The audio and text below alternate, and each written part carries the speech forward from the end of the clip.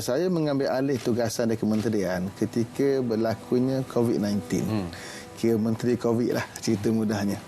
Tapi walaupun berlakunya COVID-19, berlakunya PKP yang kita buat, tapi alhamdulillah, sektor komoditi masih lagi mampu untuk bergerak lancar dan berjalan begitu laju. Kerana ini antara sektor yang dibenarkan beroperasi ketika mana berlakunya PKP 1.0 dulu. Jadi kesannya pada hari ini yang kita katakan sebagai kalau patah Inggeris kata blessing in disguise ataupun hikmah yang tersirat daripada berlakunya COVID. Di sektor komoditi sawit sebagai contoh berlaku peningkatan harga, sesuatu yang sangat diharapkan oleh pekebun kecil terutamanya, di mana harga minyak sawit mentah saja daripada asal yang dulu pada awal tahun 2020 sekitar 2,100, sekarang yang terakhir kita dapat harga sampai RM4,077 tak silap, yang mana harga tertinggi dalam tempoh 25 tahun. Dan kesannya lah kepada para pekebun kecil dan ladang. Kalau dulu harga sawit satu tan buah tanam segar hanya sekitar RM300, RM200.5, sekarang RM800 ke RM900. Jadi itu 2 hingga 3 ganda kesan kepada pekebun kecil. Itu kalau kita lihat daripada sektor sawit. Dan sawit bukan hanya kesannya besar kerana mereka yang terlibat sebagai pekebun kecil hampir 500,000. Kalau kita andaikan dengan mereka ada keluarga 5 orang satu keluarga, berarti kita bayangkan ini memberi kesan kepada 3 juta ke 4 juta penduduk Malaysia sendiri. Itu belum kita kira mereka yang terlibat di sektor hiliran, yang terlibat dengan proses di millsnya, dengan refinery-nya, produk-produk refine dan sebagainya.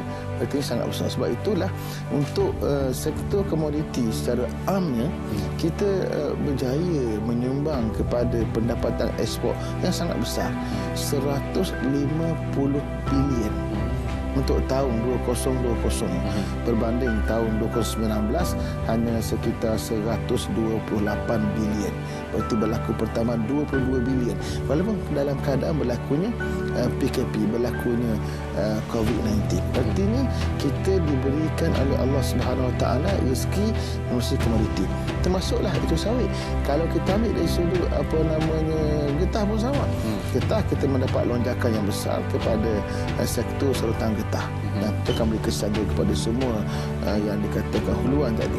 Jadi apa yang kita capai itu bagi saya satu penanda aras yang baik dalam keadaan kita berhadapan dengan situasi COVID. Dan saya katakan bahawa hikmah yang tersirat. Dalam sektor lain kita sedang bangun. Sektor kenaf, sektor kokok, sektor lada, kita sedang bangunkan mereka untuk maju, insya-Allah. Saya suka apabila Yang Berhormat menyentuh tentang kejayaan ini dengan melihat kepada hasilnya kepada para pekebun kecil. Kerana seperti dalam peladangan sawit, mereka ini tertekan RSPO dan sebagainya.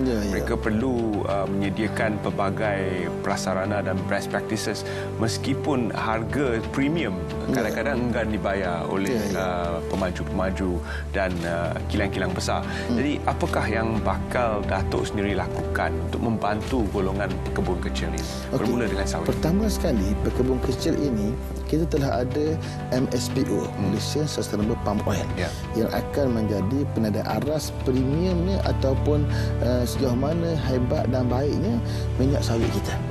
Dan kita telah berjaya di peringkat pekebun kecil memberi mereka sertifikasi ini sampai ke tahap 84%. Baki lagi 16% yang sedang diusahakan. Yang baki ini kebanyakan di Sabah dan juga Sarawak.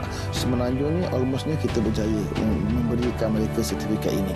Di peringkat pengilangan mills dan refinery kita dah berjaya hampir 99%. Artinya kita dah mampu membawa industri sawit kita sama ada di peringkat huluan ataupun midstream atau di peringkat hiliran sekalipun ke tahap yang patut dibanggakan, yang tidak menjadi sebab untuk dunia menolak sawit kita. Bahkan sawit kita bersifat premium. Kalau kita lihat walaupun dalam keadaan Eropah membuat kempen besar-besar terhadap kita, tetapi kalau kita lihat untuk angka 2020 berlaku peningkatan permintaan terhadap sawit kita di sebelah Europe 2.5 juta tan, 2.5 bilion permintaan mereka. Artinya besar permintaan, dan kita yakin sebenarnya oleh kerana permintaan yang sangat tinggi sedangkan bekalan tak cukup, itu antara sebab kenapa harga minyak melonjak naik yang beri untung kepada pekebun kecil kita. Dari segi pekebun